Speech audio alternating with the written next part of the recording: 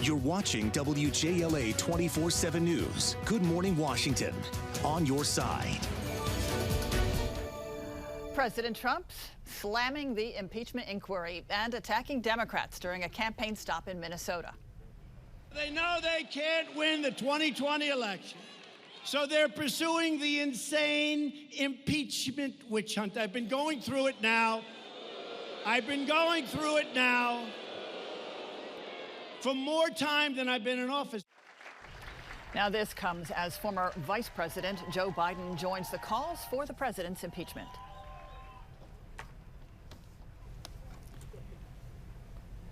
Justice, refusing to comply with the congressional inquiry, he's already convicted himself.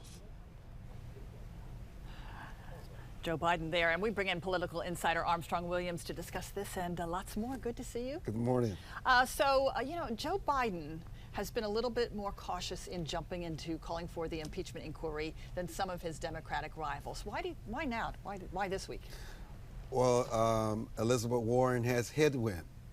She's gaining momentum, and behind the scenes, his advisors are telling him he's got to take a hard line on President Trump. And so Biden, it's not a principled position that he's taking. And plus, if the president was going after my son and me at the same time, it would be probably an easy bar for, say, get this guy to the White House. And you kill two birds with one stone. You get him out of the White House, then I'll have to run for president.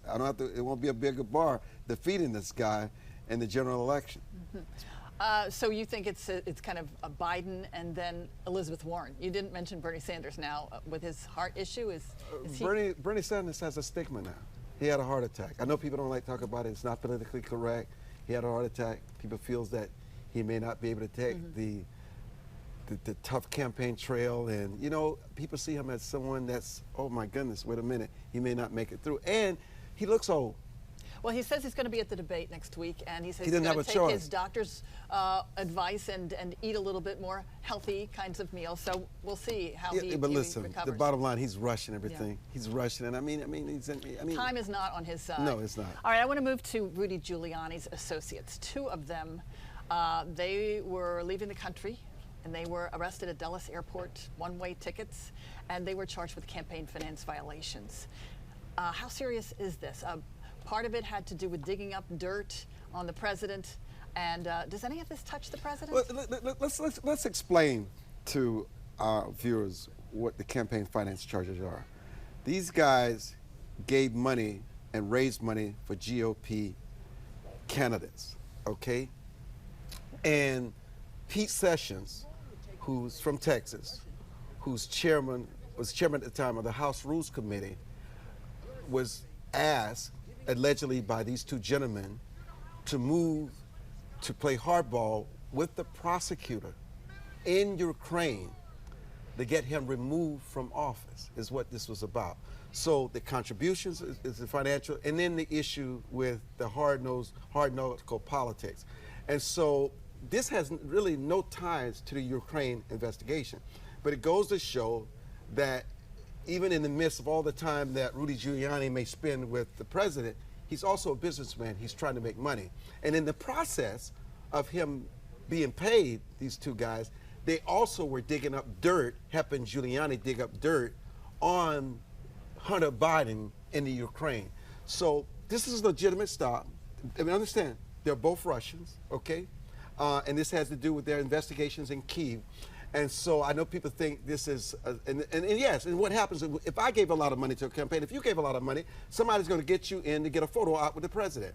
The president takes photos with people all the time that he has no idea who they are, but his staff and somebody else who wants to raise money for the campaign say they're raising so much money for us, let's make sure they feel good and get a photo with the president. So this is how politics work. We will see how it all shakes out. It is interesting. And it's key. We don't know. Let's get to the facts, not to hearsay. Okay. Good to talk to you this week, Armstrong Williams. Yes.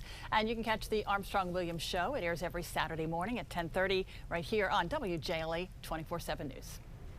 Now coming up, he may not have won the Nobel Prize, but DC chef Jose Andres is celebrating something else this morning, and we're going to tell you about the milestone he reached in the Bahamas.